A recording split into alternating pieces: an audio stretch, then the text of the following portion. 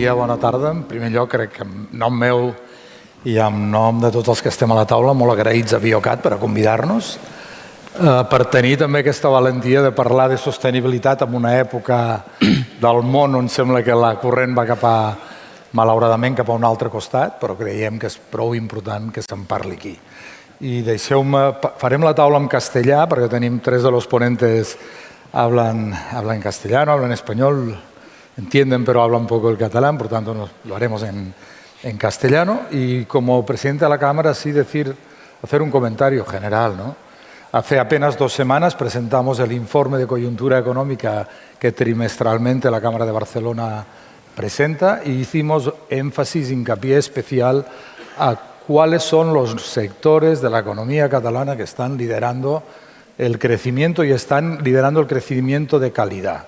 Sabemos que Cataluña un poco mejor que España, España mejor que Europa en su comportamiento de crecimiento, pero que además dentro este crecimiento tiene una debilidad, que es el tipo de crecimiento que estamos teniendo.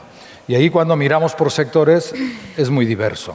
Sectores como uno tan importante para España y para esta ciudad y para Cataluña, como es el sector servicios, turismo, pues genera empleos de bajo salario, empleos de poca calidad, de poca aportación de valor.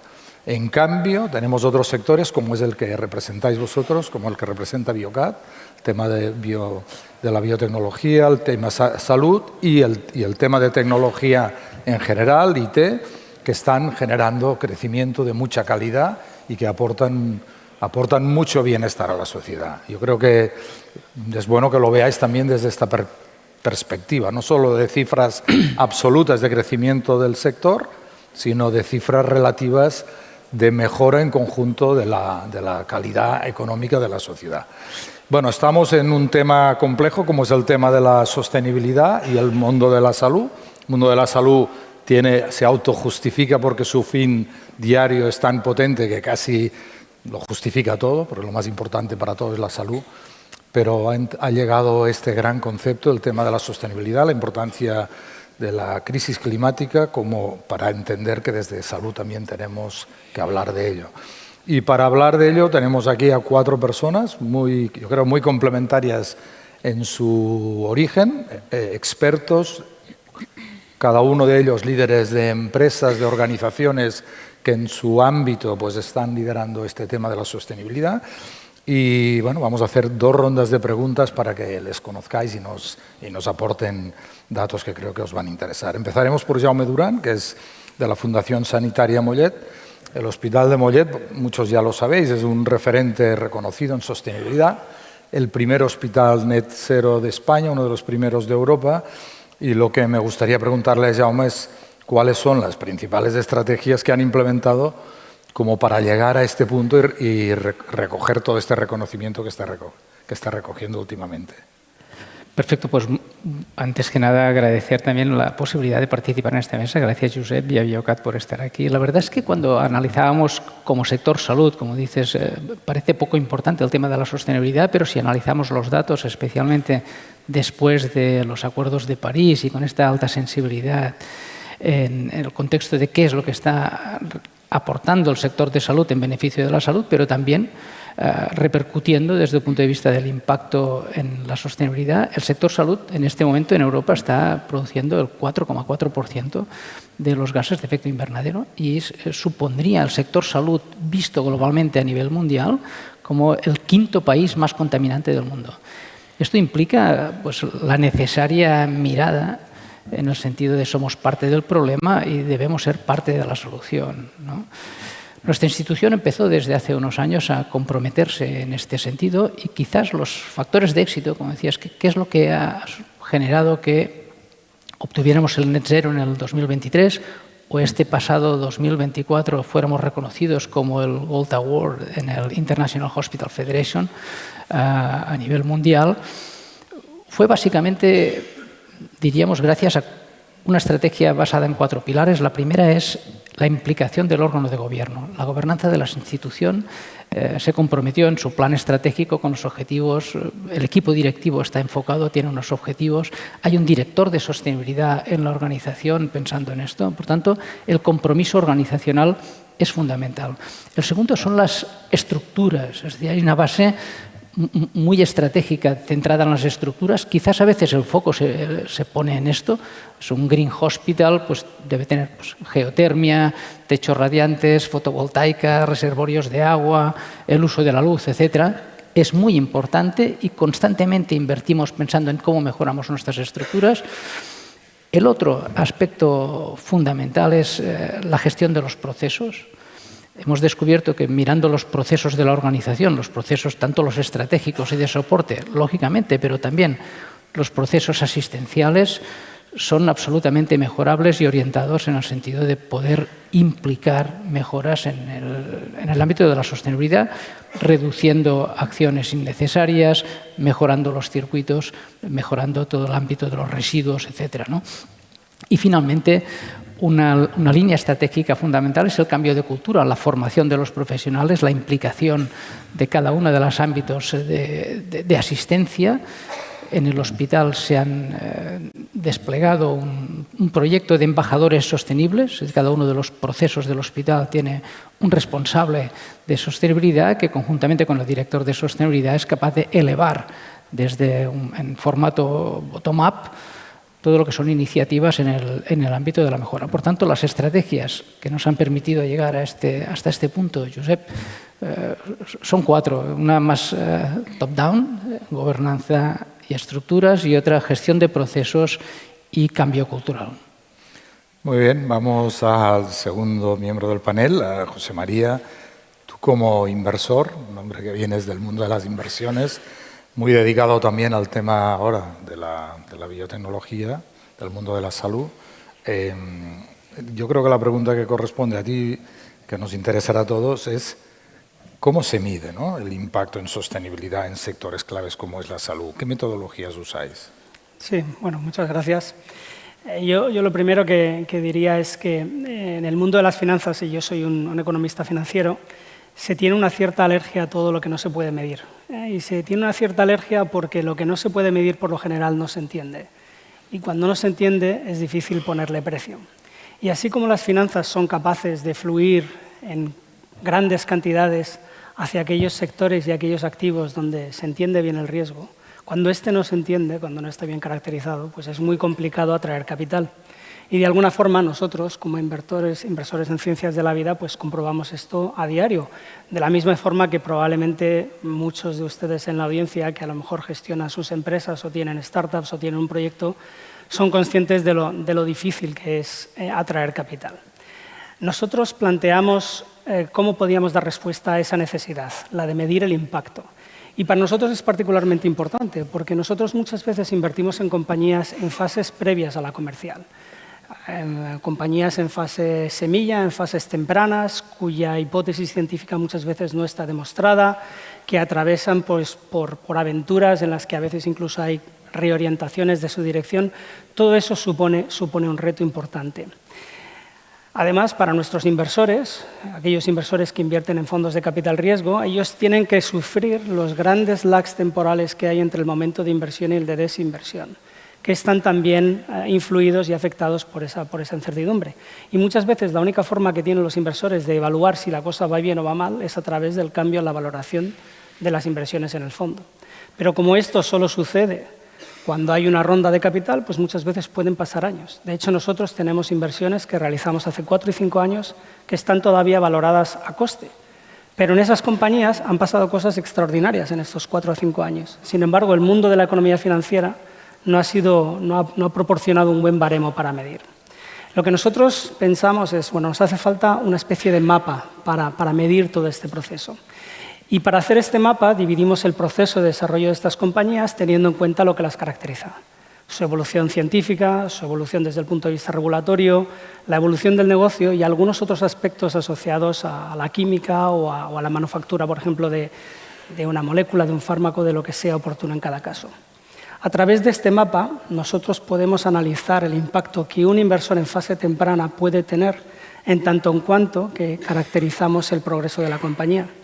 Y esto, en el mundo de las finanzas, es esencial, porque si somos capaces de parametrizar las cosas, seremos capaces de asignar probabilidades, riesgos y, en consecuencia, posiblemente un precio. Y esto es lo que esperamos que con el paso del tiempo, si nuestros modelos pues, acaban siendo aceptados, pues contribuya a que los grandes inversores institucionales se sientan más cómodos asumiendo el riesgo que a lo mejor son capaces de entender mejor. ¿Y todo esto qué tiene que ver con el mundo de la sostenibilidad? Bueno, pues la sostenibilidad, en términos generales, pues en nuestra mente va siempre a temas de clima, pero es más amplio, ¿no? Y de hecho hay un objetivo, el objetivo número 3 de Naciones Unidas, que está específicamente dedicado al tema de la salud.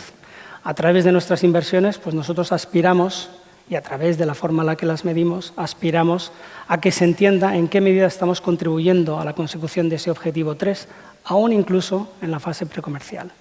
Pero intentamos ir algo más allá. El fondo que tenemos registrado es un fondo bajo el artículo 9 de la legislación europea, lo que quiere decir que aspiramos a que nuestras inversiones sean sostenibles. Y a tal efecto nos hemos encontrado con otro problema de asimetría y de imperfección en la medición, que es el de que nuestros pares, todos los fondos de Venture Capital, utilizamos cuestionarios que muchas veces son distintos. Lo que a veces genera un problema para las compañías en las que queremos invertir, porque tienen que rellenar cuestionarios y muchas veces estas compañías no tienen los recursos o el conocimiento. Eso nos ha llevado a participar y a promover algunas iniciativas, como una que se denomina ESG Knowledge Project, a través de las que un conjunto de fondos de capital riesgo europeos diseñamos cuestionarios armonizados para que el coste de poder entender en qué medida una compañía en la que queremos invertir está más o menos avanzada en materia de sostenibilidad sea más bajo desde el punto de vista de la capacidad de la empresa de comunicarnos en qué punto está. Y adicionalmente a eso, nosotros tenemos personas en el equipo que tienen como labor fundamental ayudar a las empresas a identificar aquellos aspectos claves desde el punto de vista de la sostenibilidad que van a ayudar a que desde su fase más temprana pues, se puedan considerar inversiones sostenibles. Muy bien, casi nada. Vamos al tercer ponente. Hemos visto un hospital, la opinión del inversor. Ahora vamos a hablar con una emprendedora. Vencia representa Integra Therapeutics, que es la primera startup catalana en recibir la acreditación Green Lab. Enhorabuena. Gracias. Y te vamos a preguntar, como no puede ser de otra manera, qué significa este reconocimiento para vosotros y cuáles son los retos con los que os habéis enfrentado para llegar ahí. Pues te doy el titular primero. Para nosotros significa sobre todo un motivo de orgullo tener este certificado como pequeña empresa que somos. Y esta iniciativa de poder certificarnos surgió del equipo. Claramente, como ha dicho Jaume, el sector salud es de los más contaminantes, contamina más que el sector aeronáutico.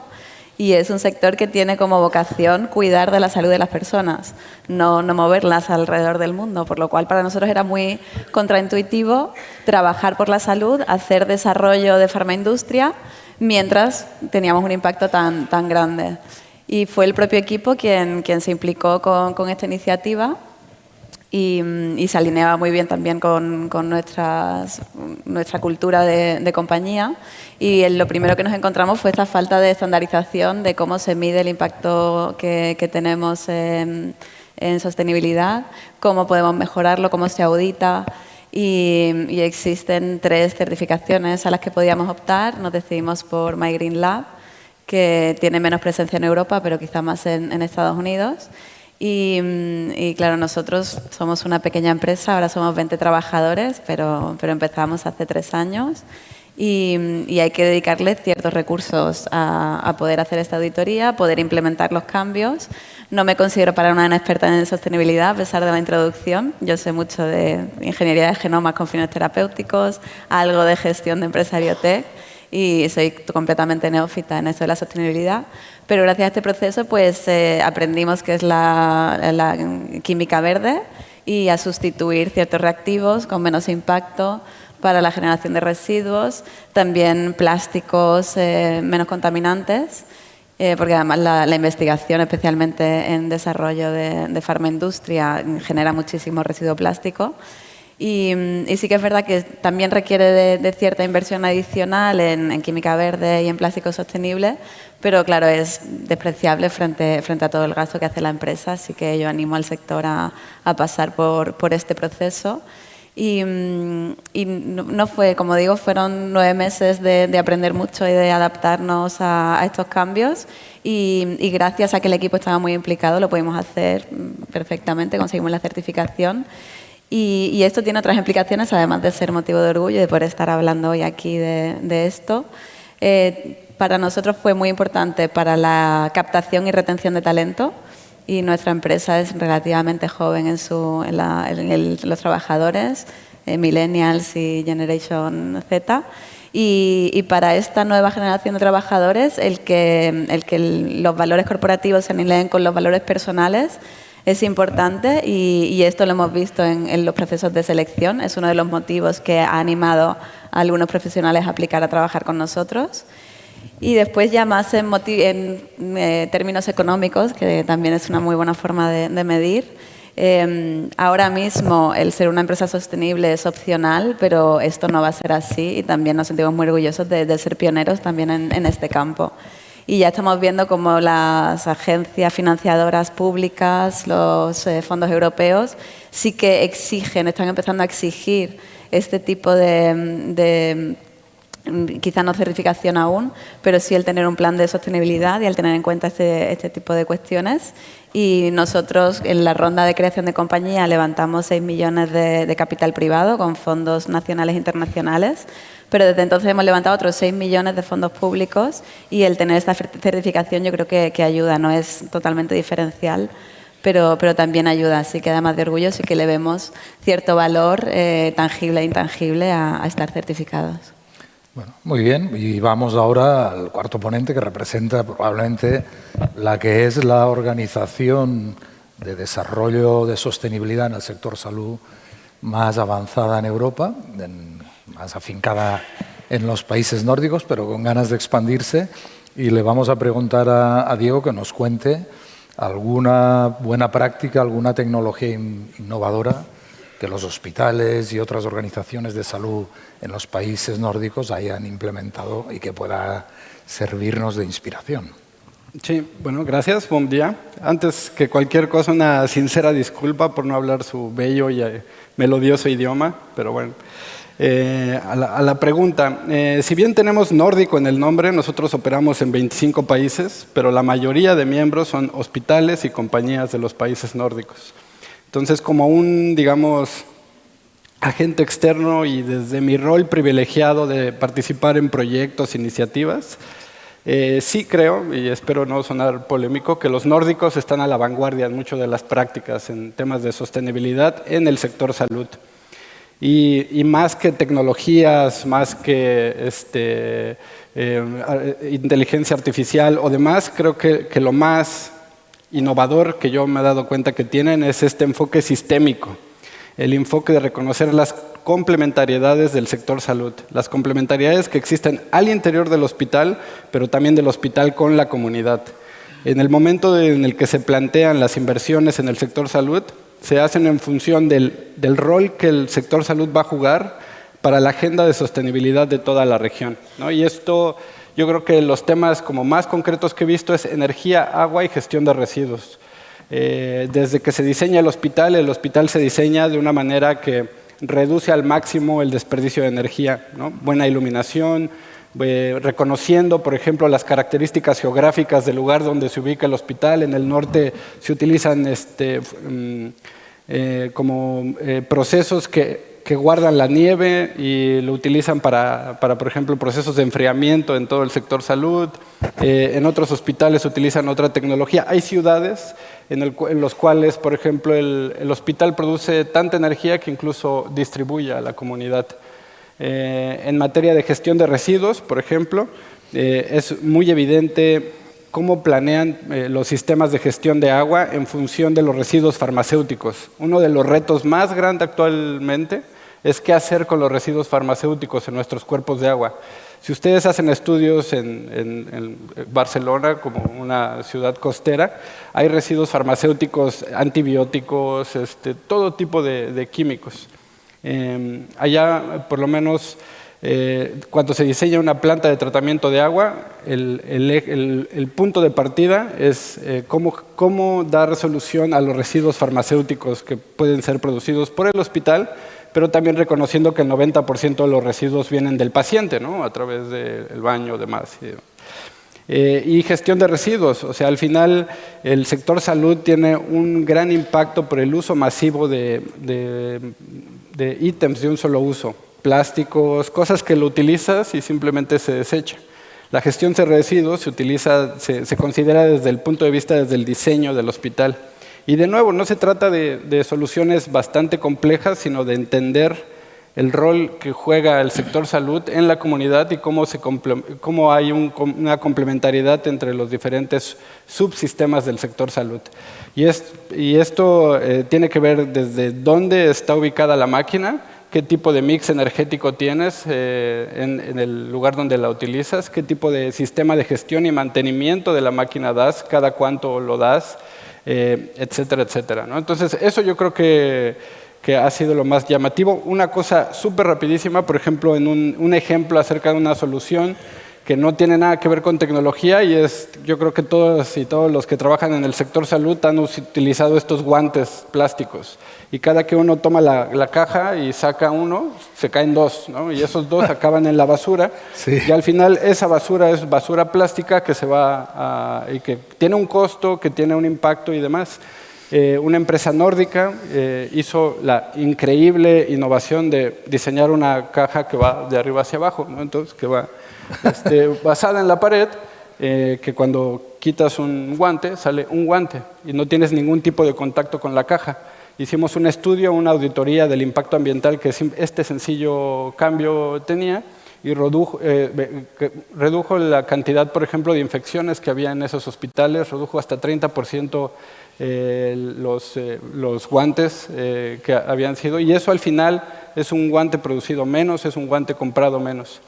Y lo último, yo creo que también en las reglas de compras públicas que tienen los países nórdicos. Lo que le llaman Sustainable Procurement es realmente de avanzada y bueno, podemos seguir platicando al final de la charla para ver. Muy bien. Diego se va a quedar aquí todo el día con nosotros, cualquier contacto. Pero bueno, me parece muy, muy interesante estas dos reflexiones finales, ¿no? Solo darle la vuelta a una caja cambia las cosas y luego, obviamente, el rol de liderazgo de la administración pública empujando la compra sostenible, ¿no? Bueno, cuando estábamos preparando la sesión entre todos, pues hablábamos del momento complicado que vive la sostenibilidad, lo decía antes, ¿no? Más con la aparición, con esta energía tremenda, ¿no? Para bien y, diría casi para mal muchas veces, de la administración Trump, pero no solo. Vivimos un cuestionamiento del hecho del cambio climático en diferentes ámbitos y creo que si es verdad que estamos aquí representando las ciencias de la vida, segundo es la vida, pero primero son ciencias. Y si nos creemos lo que dice la ciencia, el tema de la sostenibilidad la deberíamos poner delante de la agenda de todos, ¿no? Y ahora en la segunda pregunta que voy a haceros, pues son aspectos más concretos, pero que sí que me gustaría que nos dierais vuestra posición, ¿no? Yo a Jaume le diría, entendemos que el esfuerzo que hacéis, la suma de los esfuerzos beneficia el impacto de clima, pero ¿hay beneficios tangibles en el hospital a nivel económico, a nivel social, a nivel de entorno? ¿Puedes darnos algún dato? ¿Lo has reflexionado? Sí, la verdad es que sí, porque al final, ahora escuchaba a Diego, cuando planteaba la estructura del hospital, nuestro hospital tuvo la suerte de ser diseñado desde el punto de vista de los hospitales sostenibles, aprovechando la orientación, la luz solar, patios con luz. El 100% de nuestros puestos de trabajo tienen luz natural. Esto repercute en el bienestar emocional de las personas que trabajan, pero también de los pacientes, etc. Pero al final, toda esta cultura hemos conseguido reducir, por ejemplo, a pesar de haber incrementado un 70% la actividad, hemos reducido un 15-17% el consumo eléctrico, energía 100% renovable, pero además se ha reducido un 20% del consumo de agua, aparte de disminuir al 95% la huella de carbono y compensar el resto, ¿no? Es decir, hay un beneficio directo. Otro indirecto que también es muy importante es, por ejemplo, cuando normalizamos la automatización de todos los servicios de farmacia, de tal manera que la farmacia es automatizada, no va con carros preparados, obtuvimos una disminución del 25% de los residuos de fármacos, que esto también tiene un impacto indirecto fantástico. Y uno que estamos introduciendo de una manera especial desde el punto de vista de la acreditación. Nuestra institución está acreditada por la Joint Commission International, es un sistema de acreditación de hospitales que vincula también la sostenibilidad con la seguridad de los pacientes. Por lo tanto, hay beneficios además indirectos, no solo económicos, y también, yo diría, en la comunidad. En el marco de esta mirada sistémica, más allá de lo que sería ahora el Green Hospital, hemos desarrollado un acuerdo institucional con IS Global, ¿no? Instituto de Salud Global, que nos está permitiendo desarrollar un centro de desarrollo de salud planetaria, con esta mirada comunitaria, con todo lo que sería nuestro contexto poblacional de 170.000 habitantes, los municipios, atención primaria, es decir, como decía Diego, esta mirada sistémica no es solo dentro del hospital, sino que también es fuera. Por lo tanto, la repercusión es altísima. Bueno, nos vamos ya acercando al final, vamos a hacer preguntas muy concretas y José Mari, a mí me gustaría que nos dieras a las startups que puedan estar en la sala alguna recomendación para atraer inversión de impacto.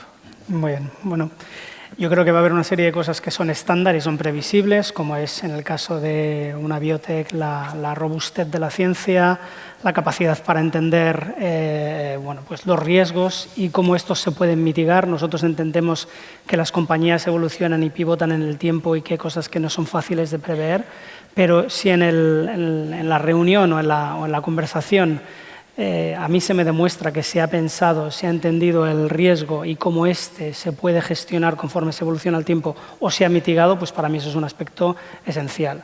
Puesto que estamos hablando de sostenibilidad, yo creo que nosotros no esperamos que una empresa pequeña, una startup que están haciendo tenga muy claro cuál es su plan de sostenibilidad, pero lo que sí que tiene que pasar es tiene que ver la voluntad de entrar en un trabajo para hacer frente a ese aspecto de su desarrollo. Y desde ese punto de vista nosotros hemos desarrollado un protocolo a través del que intentamos ser ese socio para la empresa que cubra el gap que puede tener en su comprensión de este problema para ayudarle a desarrollar una estrategia en el tiempo. Perfecto, Bencía, casi lo mismo para ti. ¿Qué lecciones o consejos compartirías con otras startups en este camino de buscar reducir la huella de carbono? Pues yo las animo a que hagan el camino, no es tan difícil como parece desde fuera.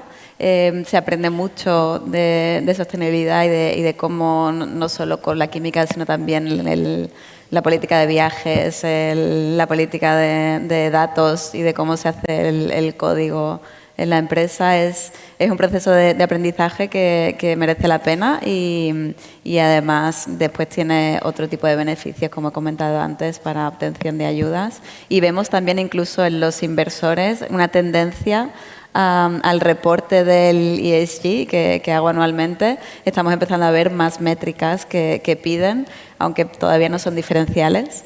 Pero probablemente te gustaría que lo valoraran más de lo que lo valoran. Creo que sí, que se está empezando a hacer el camino y en el futuro será necesario, pero todavía es muy opcional.